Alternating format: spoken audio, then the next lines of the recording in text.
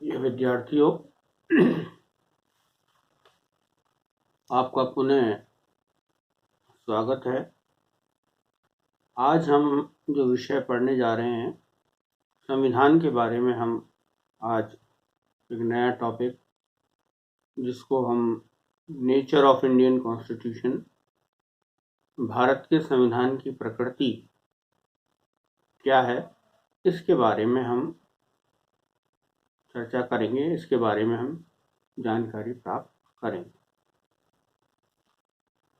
तो संविधान की जो प्रकृति है, उस प्रकृति के अनुसार विश्व के विभिन्न संविधानों को विभिन्न विधि वेत्ताओं के द्वारा दो तरह के संविधान में बांटा है।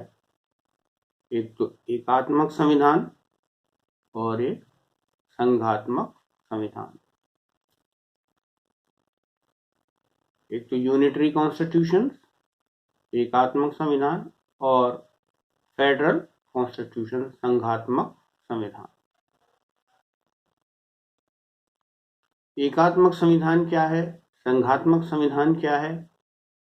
एकात्मक संविधान का मतलब ये है कि जहां पर जो सरकार है, जहां केंद्र और राज्य में दो सरकारें हैं, वहां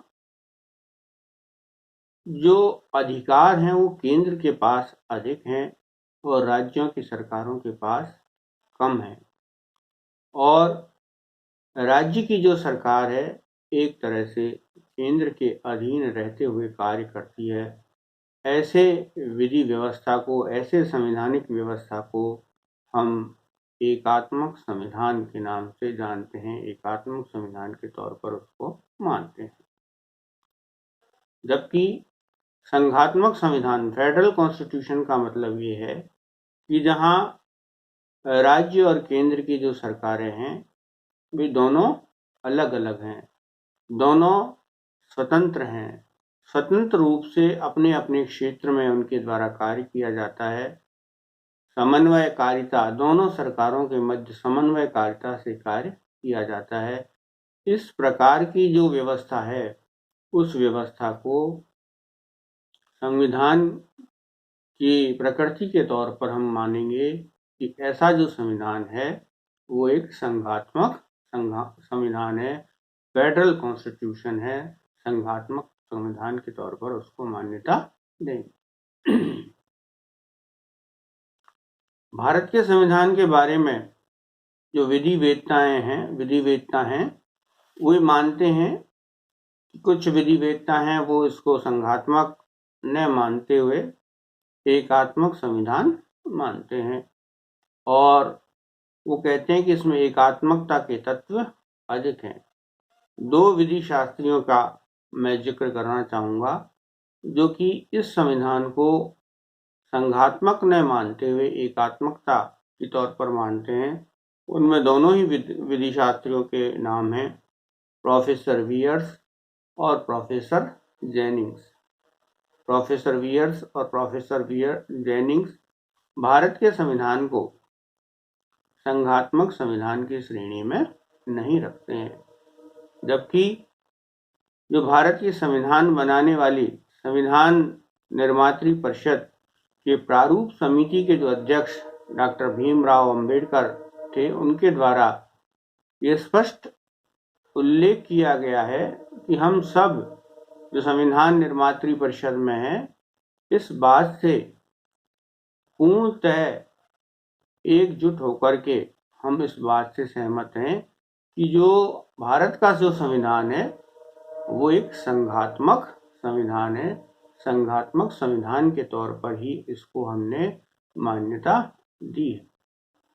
कुछ प्रावधान इसके ऐसे हैं जिसमें कि केंद्र को अधिक शक्तियां दी गई हैं, लेकिन हम इस संविधान को संघात्मक संविधान के तौर पर ही इसको मान्यता देते हैं। संघात्मक संविधान के तौर पर ही इसको हम मानते हैं। प्रोफेसर वियर्स, जो कि एक प्रमुख विधि शास्त्री हैं, प्रमुख संविधान वेत्ता हैं, वो जो विश्व के जो संविधान हैं, उन विश्व के संविधानों का उदाहरण देते हैं और उदाहरण दे करके उन्होंने कुछ बातों को स्पष्ट किया है कि ये यदि ऐसी कुछ जो बातें हैं, ऐसी कुछ जो विशेषताएं हैं, यदि वो संविधान में पाई जाएं तो ऐसे संविधान को हम संघात्मक संविधान मानेंगे, उसको हम फेडरल कॉन्स्टिट्यूशन मानेंगे। लेकिन हम और हमारे जो संविधान निर्मात्री परिषद के जो लोग थे, उन्होंने इसको संविधान को संघात्मक संविधान के तौर पर ही मान्यता दी है। प्रोफेसर वियर्स अमेरिका के संविधान को संघात्मक संविधान के तौर पर मानते हैं और वो कहते हैं कि जो संघात्मक संविधान है उसमें जो अमेरिका का जो संविधान है वो सर्वश्रेष्ठ संविधान है और इस संघात्मक संविधान के तौर पर इसको उनके द्वारा मान्यता दी गई। लेकिन वो भी जो है कुछ कमियों से अछूता नहीं था। हालांकि बाद में वो कमियां ठीक कर ली गई। अमेरिका का जो संविधान बना 1781 से लेकर के और 1913 तक वहाँ पर सीनेट का जो चुनाव होता था, वो जो राज्य थे उन राज्यों के जो मेंबर्स थे, विधान के जो मेंबर थे, उनके द्वारा उनका चुनाव होता था। तो इस तरह से पूर्ण रूप से जिस तरह से वियर्स कहते हैं, तो वो एक तरह से क्या था, एक तरह से जो सीनेट किसके ऊपर आधारित थी, राज्यों के चुने हुए प्रतिनिधियों के ऊपर आधारित थी। तो जो संघात्मक संविधान की जो बात जहां तक वो करते हैं, तो वो उस समय तक 1781 से लेकर के 1913 तक वहां पर नहीं पाया गया, लेकिन फिर भी उस संविधान को क्या माना गया, संघात्मक संविधान माना गया। तो संघात्मक संविधान मानने के लिए जो प्रोफेसर वियर्स जिन बातों का उल्लेख करते हैं, वो लगभग सभी बातें हमारे संविधान में विद्यमान है। सभी बातें हमारे संविधान के एक मूल आधार है, मूल स्तंभ है और उन्हीं सभी को हम क्रम से देखेंगे कि जिन आधारों पर एक संविधान को संवैधानिक संविधान माना जाता है, एक संवैधानिक संविधान की क्या क्या विशेषताएं होती हैं, वो सब हमारे संविधान में है या नहीं। तो इसमें सर्वप्रथम जो बातें यदि हम देखें, सर्वप्रथम क्या ऐसे संविधान में होना चाहिए, क्या ऐसे संविधान की प्रमुख विशेषता है, तो सबसे पहले जो विशेषता है संघात्मक संविधान की, वो है शक्तियों का विभाजन, सेपरेशन ऑफ पावर।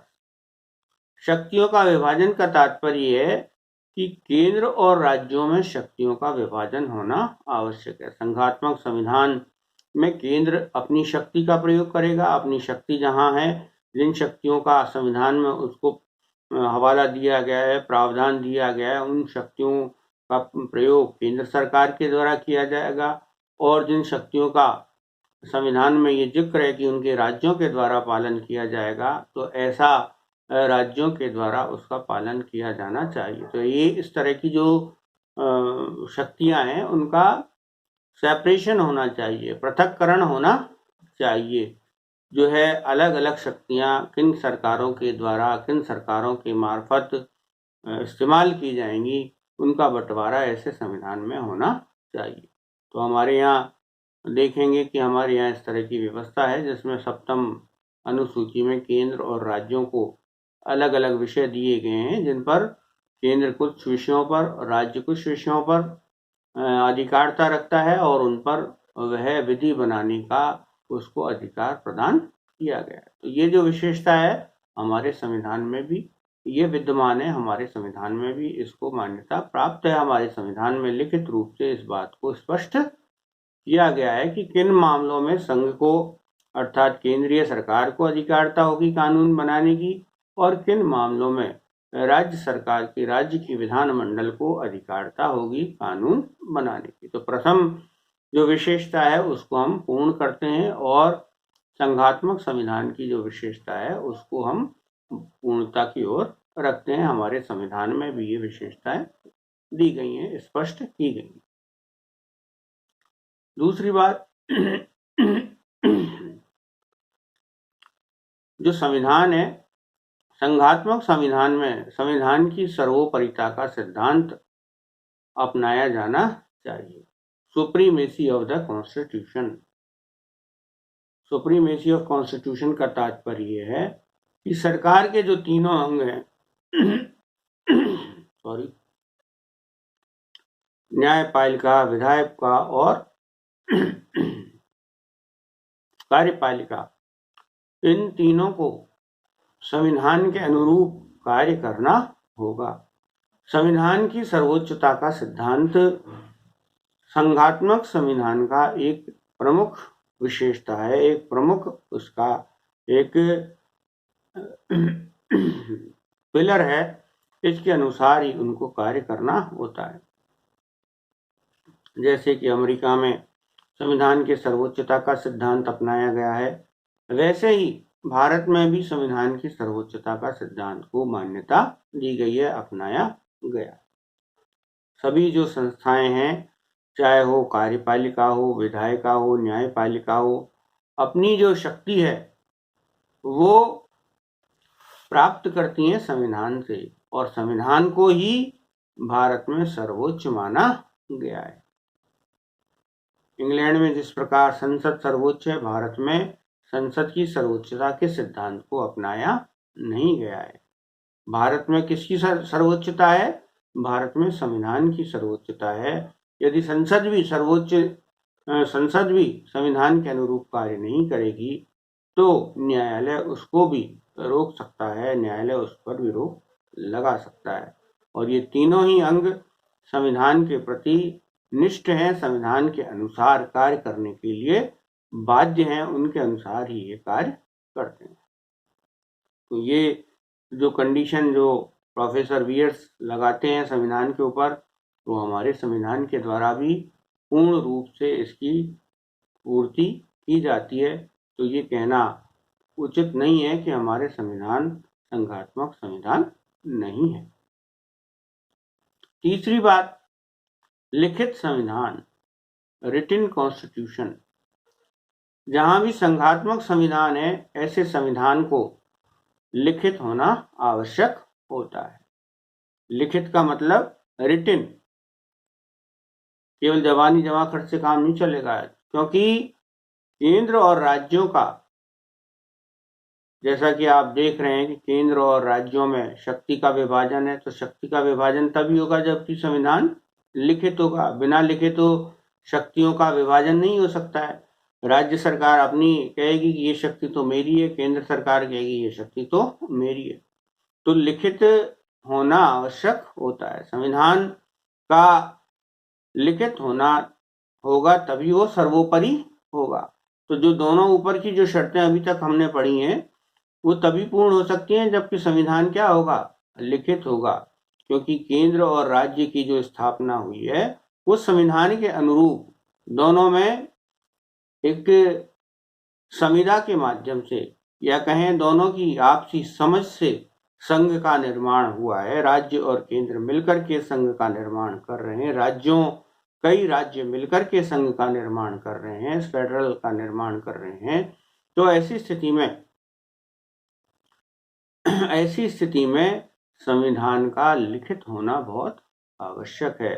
तो जहां भी फेडरल कॉन्स्टिट्यूशन होगा, संघात्मक संविधान होगा, वहां पर लिखित संविधान पाया जाएगा। चाहे वो ऑस्ट्रेलिया हो, चाहे वो कनाडा हो, चाहे वो भारत हो, चाहे वो अमेरिका हो, हर जगह जहां भी संघात्मक संविधान है वहां ऐसा संविधान लिखित है।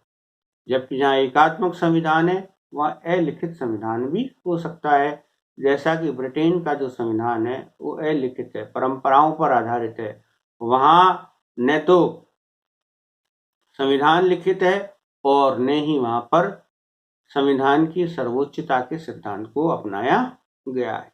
भारत में चूंकि संघात्मक संविधान इसको प्रकृति के तौर पर मान्यता दी गई है, इस कारण से भारत का संविधान न केवल लिखित है बल्कि उसमें सर्वोच्चता उसको लिए हुए है, और राज्य और केंद्रों में शक्तियों का विभाजन संविधान के द्वारा ही किया गया है।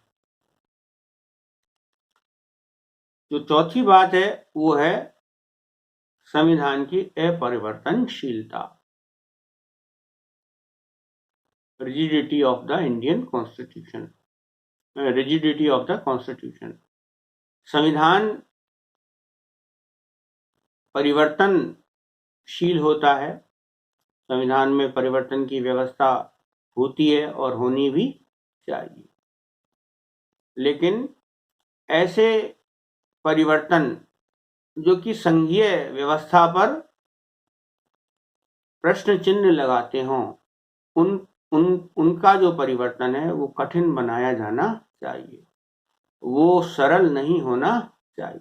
क्योंकि संविधान में यदि परिवर्तन की व्यवस्था नहीं होगी तो ऐसी स्थिति में ये होगा कि जो जनता है वो तो संविधान में परिवर्तन करना चाहेगी, लेकिन संविधान में परिवर्तन की व्यवस्था यदि नहीं है तो ऐसी स्थिति में जनता उस संविधान को ही उखाड़ करके फेंक देगी और उसके स्थान पर नया संविधान रख देगी।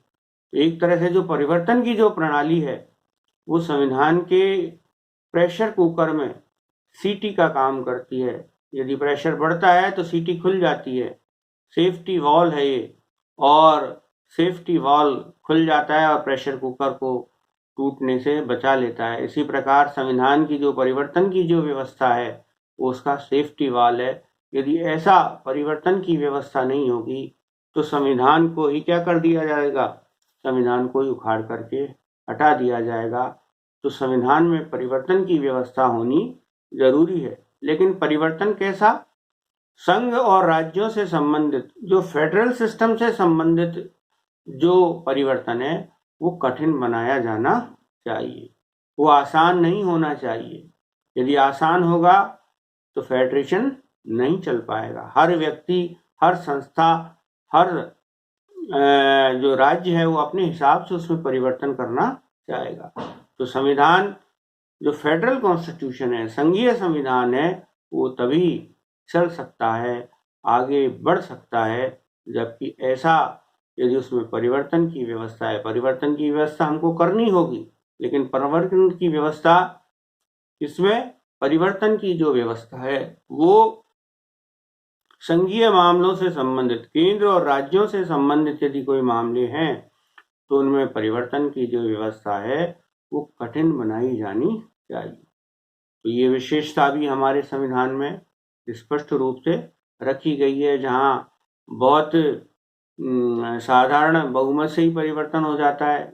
कुछ अनुच्छेदों में, मूल अधिकारों में यदि परिवर्तन है तो वो विशेष बहुमत की आवश्यकता होती है, और यदि उससे भी केंद्र राज्य से संबंधित कोई मामले हैं, संविधान में परिवर्तन से संबंधित मामले हैं, जुडिशरी से संबंधित कोई मामले हैं, स्वयं संविधान संशोधन करने की जो व्यवस्था है उसमें कोई परिवर्तन के मामले हैं, तो उनके लिए संविधान में विशेष व्यवस्था है। विशेष बहुमत के साथ साथ राज्यों का, आधे से अधिक राज्यों का भी अनुसमर्थन होगा, तभी जाकर के संविधान में संशोधन हो सकेगा।